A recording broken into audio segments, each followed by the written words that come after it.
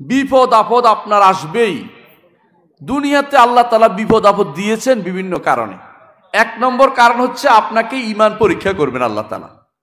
ওয়ালা নাবলুয়ান্নাকুম বিশাইইম মিনাল খাউফি ওয়াল জু'i ওয়া নাকসিম মিনাল আমওয়ালি ওয়াল আনফুসি ওয়াত তামারাত ওয়া বাশশিরিস সাবিরিন।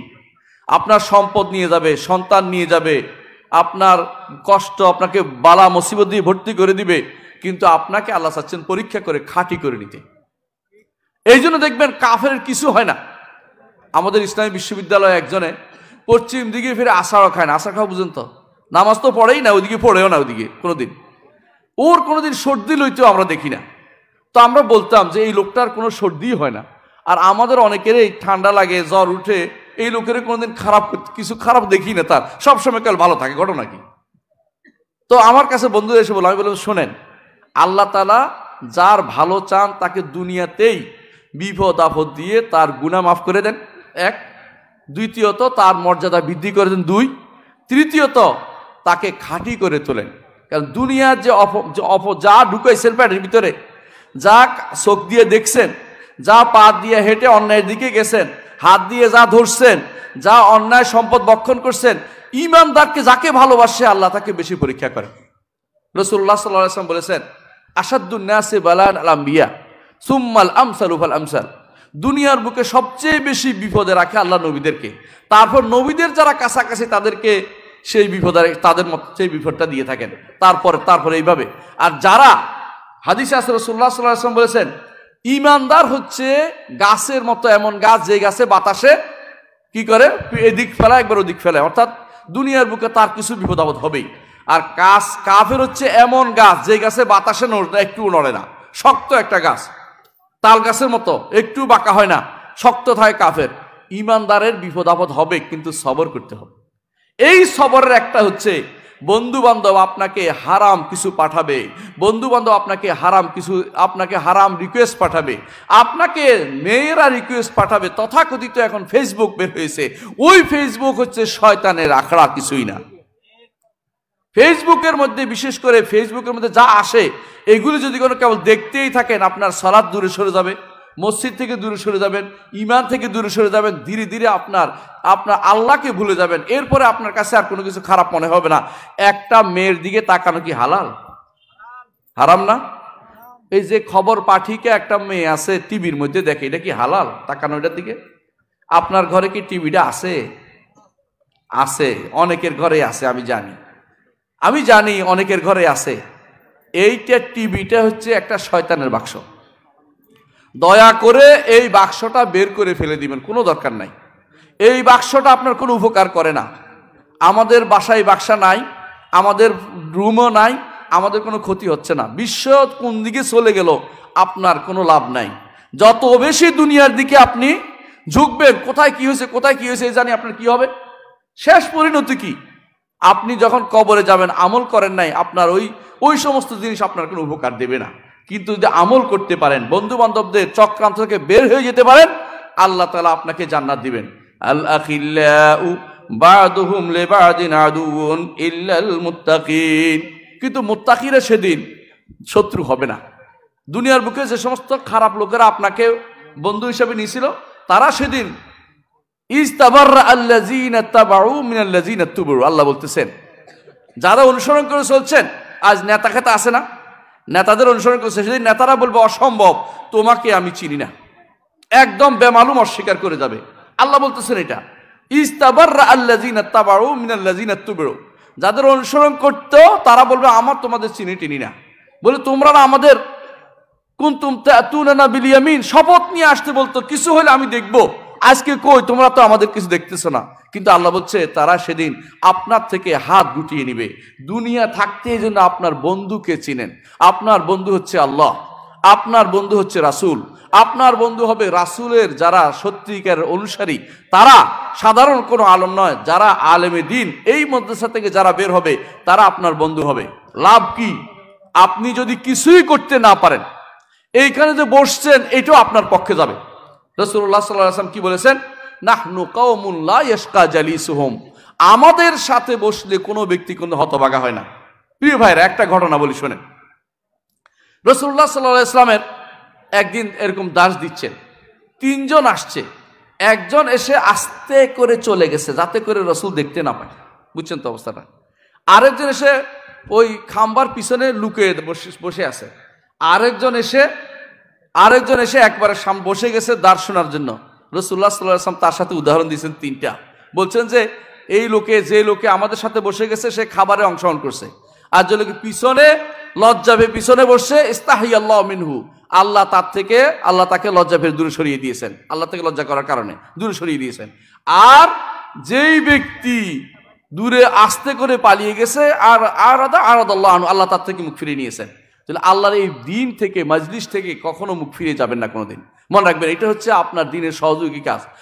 একজন বলল যে ইয়া রাসূলুল্লাহ, অমুক তো এখানে আসছে, সে বসার নিয়তে আসেনি, এমনি যাচ্ছিল বলে বসছে, বলে যে নাহনু কওমুন লা ইয়াশকা জালিসুহুম, আমরা এমন একটি জাতি, আমাদের সাথে কেউ বসলে কোনোদিন হতভাগা হয় না। আল্লাহু আকবার। এখানে বসলে হতভাগা হবেন না। আমাদের শেখ মোহাম্মদ বিন সালেহ আল উসাইমিনের একটা ঘটনা আপনাদেরকে বলি।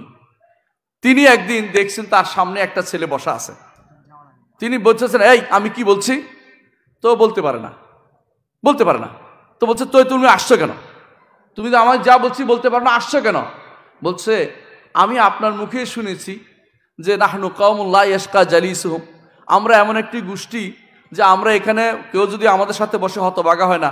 আমি এইটা শুনে সেই থেকে আমি যাই না, যে বুঝি আর না বুঝি এখানে বসলে তো আমি সৌভাগ্যশালী হব। সুবহানাল্লাহ, বুঝতে পারছেন কথাটা? সুতরাং আলেমদেরকে ভালোবাসেন,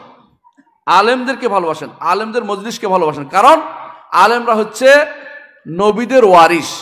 আমি হয়তো গুনাহগার বান্দা, কিন্তু আগে দুইজন বক্তা আছেন দেখবেন মাশাআল্লাহ, ওরা আসলেই আল্লাহর দ্বীনের জন্য দিন রাত 24 ঘন্টা কাজ করে যাচ্ছে। এদের কোনো ইখলাসের অভাব আমরা দেখি না। এই মানুষগুলি যখন আলোচনা করবে তো দেখবেন যে এরা আসলেই দ্বীনের জন্য কাজ করে যাচ্ছে। এদেরকে ভালোবাসতে হবে, কারণ কাজটা হচ্ছে নবীদের কাজ আলেমরা করে। আল উলামা ওয়ারাসাতুল আম্বিয়া। সুতরাং আপনি আমি দুনিয়ার বুকে কাদেরকে বন্ধু বানাবেন? যাদেরকে বন্ধু বানালে আল্লাহর কথা স্মরণ হয়, যাদেরকে বন্ধু বানালে শরীয়তের কথা মেনে চলতে হয়। অন্য কাউকে বন্ধু বানাবেন না। যাদেরকে বন্ধু বানালে আপনার আল্লাহর দ্বীন থেকে দূরে সরে যায় তাদেরকে বন্ধু বানাবেন না। যদি আপনি মুত্তাকিদের দলে থাকতে পারেন, সেদিন আপনার কি করবে? ইয়া ইবাদি লা খাউফুন আলাইকুমুল